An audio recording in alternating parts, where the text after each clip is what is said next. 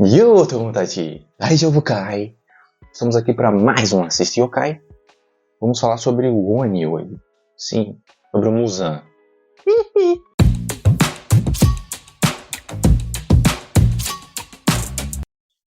Então, começando... Não é igual em Kimetsu no Yaiba que onde tem fraqueza o sol, não tem fraqueza o sol, né? Nas lendas normais dele, não tem fraqueza o sol. Isso aí é só uma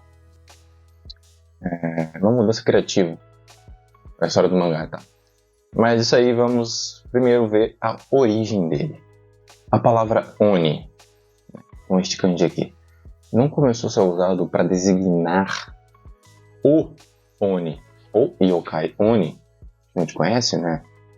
Não ter pele vermelha, chifre, aquele bastão assim que é conhecido como Kanabo. Primeiro ela era utilizada, né, como um nome para todos os tipos de, digamos assim, o yokai, né, a criatura mística, espíritos, as coisas desse jeito. Primeiro também porque ela veio da China, como todos os kanjis eram da China, e ele primeiro teve a leitura, mas como Ki, que está no nome Kimetsu, né, escrito com esses kanjis aqui, né, o Oni é lido como Ki, porque em chinês é lido como Gui, algo mais ou menos assim, né, Gui, se eu não me engano, mais ou menos assim, que lembra um pouco mais, né, na fonética japonesa não tem uma similaridade muito com isso, mas enfim, tinha essa leitura primeiro e ele era utilizado primeiro para designar qualquer coisa, fenômeno espiritual, místico, assim.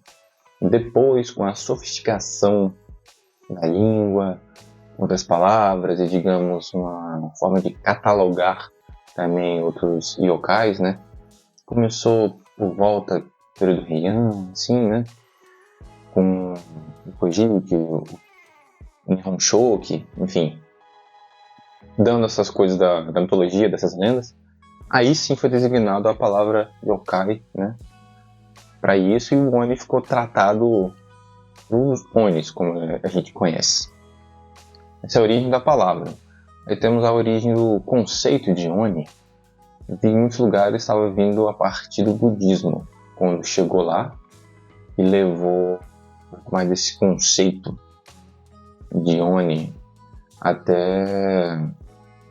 Engraçado que eu estava vendo, o Oni tem bastante influência na cultura japonesa, até porque ele tem o lado shintoísta e o lado budista dele, sabe? É bem interessante. E por que veio assim com o budismo? Tá?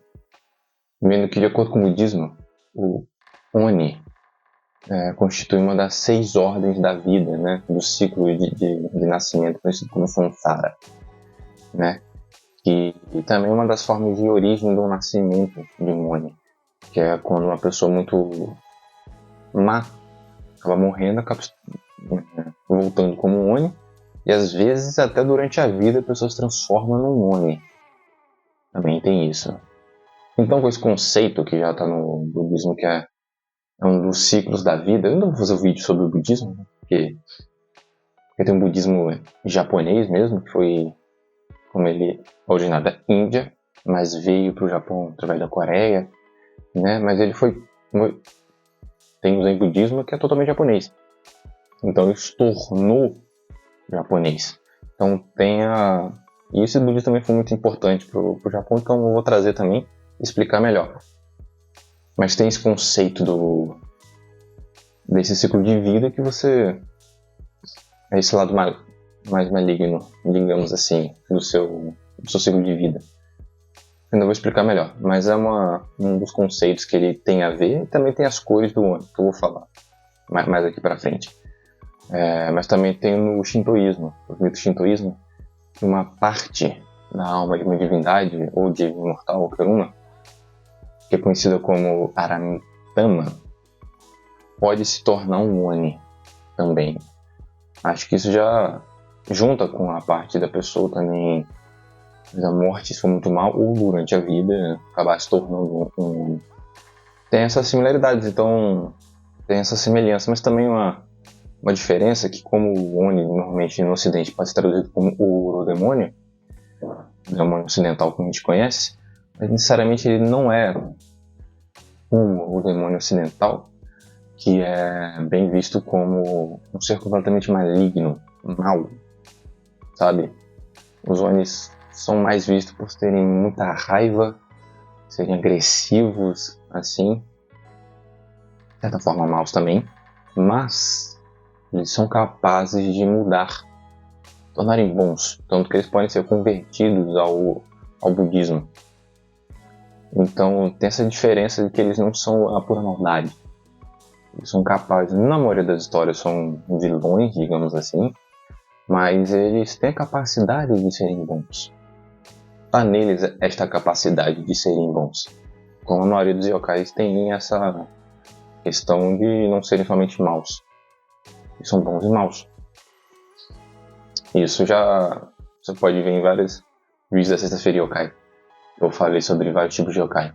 Também tem coisas que muita gente conhece. Os japoneses devem saber que é muito mostrado que os Onis vivem, tipo, no inferno. Ali, que seria o inferno budista, tipo, tido como o de Goku.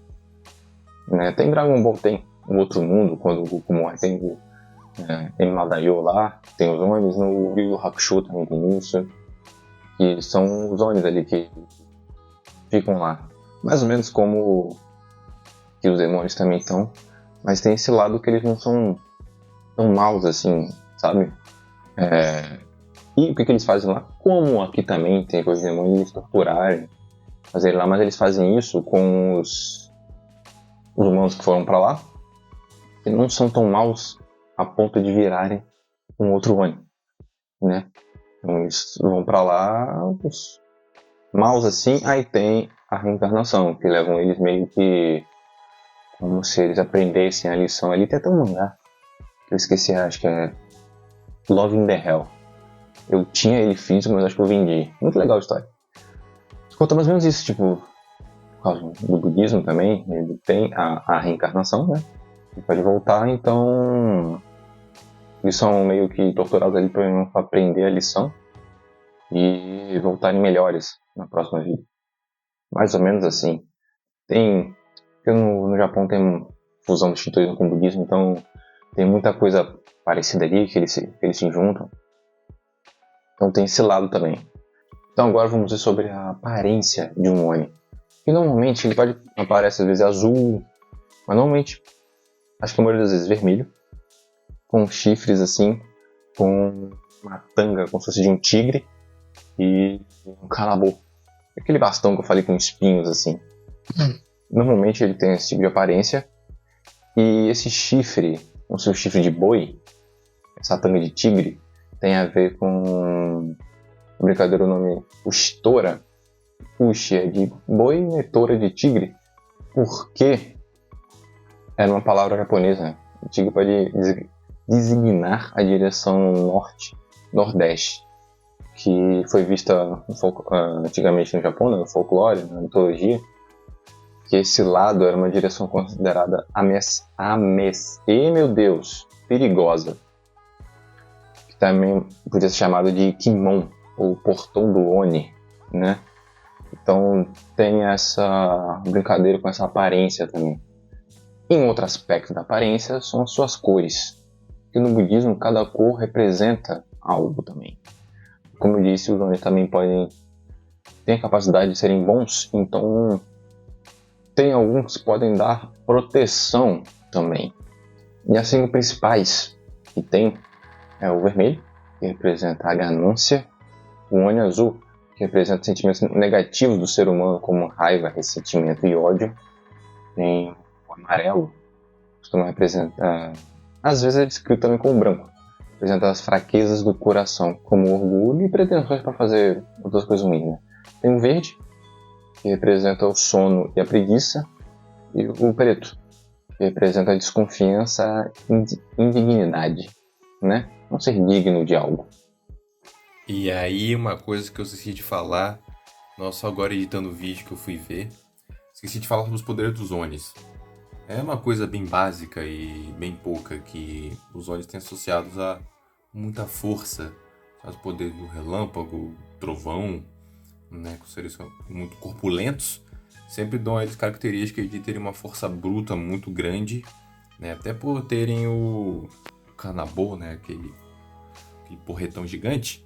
Então é muito associado com esses poderes também. E uma coisa sobre o budismo que eu não sei porque eu não falei, que quando ele chegou, como eu falei que ele serve a um Emadayo, o rei lá do inferno, né, do budismo, muito disso deve ter vindo do próprio Emadayo, a aparência do Oni, né, que já veio disso com o budismo da China para o Japão, então começou também a ter essas características e ele sempre associado a ter os assistentes dele para fazer as torturas e tal, as punições que ele prega. É isso aí, eu esqueci de falar sobre os poderes, não sei porque eu acabei esquecendo, enfim. Agora pode continuar com o vídeo. São as características e como nasce, de onde veio o Oni. E como a gente viu, né, como eu falei, a brincadeira do Muzan, ele é bem representado em várias obras.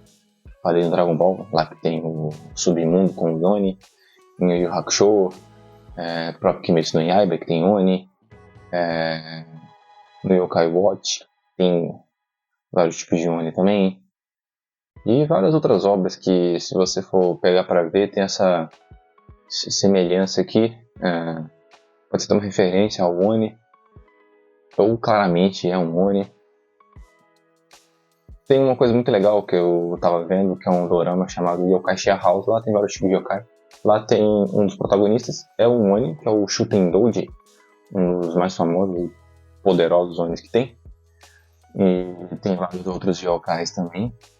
Então é bem legal para ver isso. E vindo aqui uma outra obra de Oni sem ser essas que eu citei, outra popular que você talvez conheça. E é isso pela Sexta Yokai de hoje. Até a próxima, meus amigos. Vamos falar sobre o Oni hoje. Sim, sobre o Muzan.